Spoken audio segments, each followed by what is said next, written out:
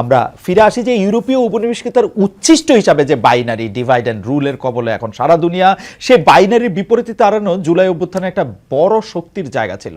কিন্তু দুঃখের বিষয় হলো হাসিনা আপা পলানোর সময় তার হেলিকপ্টারের প্রপেলারের ঝাপটায় সারা বাংলাদেশে এই জিনিস ছড়াইতে গেছেন। আমাদের ট্যাগিংয়ের শেষ নাই, হিন্দু মুসলিম আওয়ামী বিএনপি রাজাকার মুক্তিযোদ্ধা ভারতের দালাল পাকিস্তানের দালাল শাহবাগী হেফাজতি হিজাবি নারীবাদী মীর হুজাইফার একটা স্ট্যাটাস পড়ে আসেন, যেই পরিমাণ মানুষের শাহবাগী ট্যাগ দেওয়া হয়েছে গোটা শাহবাগে অত লোক আটবে না। পাশাপাশি একটা কথা মনে হইতেছে এই ট্যাগিং দিয়া বাংলাদেশে বেশিরভাগ মানুষ দাবি করে যে তার দাদা বা নানা বা তার চেয়ে একটু আগের পুরুষরা তারা জমিদার ছিল। এক ভদ্রলোক আমার বলল যে যেই পরিমাণ মানুষ বাংলাদেশে দাবি করে যে তাদের দাদা বা নানা জমিদার ছিল, সেই পরিমাণ জমি বাংলাদেশে থাকতে হলে বাংলাদেশের আকৃতিটা রাশিয়ার সমান হইতো, অন্তত কানাডার সমান।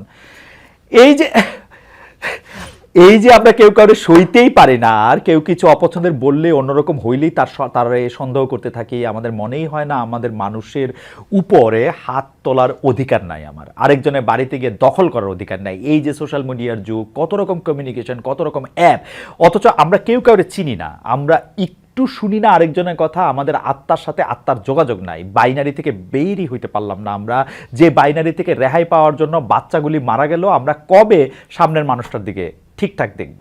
কবি ব্রাত্য রায়সু তার ফেসবুক স্ট্যাটাসে লিখেছেন, ফেসিবাদের একদম পয়লা নম্বর কাজ হলো ট্যাগিং। প্রথম ট্যাগিংয়ের মাধ্যমে কোনো ব্যক্তি বা গোষ্ঠীকে অপর বা আদার করে ফেলা, মানুষকে পশু হিসাবে দেখানো এবং শিকারের উপযুক্ত টার্গেটে পরিণত করা। আমরা সেই সময় আর ফেরত আনতে দিব না, নব্য ফেসিবাদকে না বলুন। অর্থনীতিবিদ অমর্ত্য সেনের একটা বই আছে দি আইডিয়া অফ জাস্টিস নামে, সেখানে তিনি বলেছেন আজকাল মানুষকে যে কোনো নির্দিষ্ট একটা পরিচয় সীমাবদ্ধ করে ফেলা এবং সেই অনুযায়ী তার দায়িত্ব ঠিক করে দেওয়ার প্রবণতা বেড়ে যাচ্ছে। যেমন মেয়ে মানুষ রান্না করবে না, এটা একটা কথা হইলো, অথবা সে বেটা ছেলে হয়ে বউয়ের ভাত রাঁধে আর বউ চাকরি করে, অথবা দেখছো উমুক তুমুক ধর বেটারে।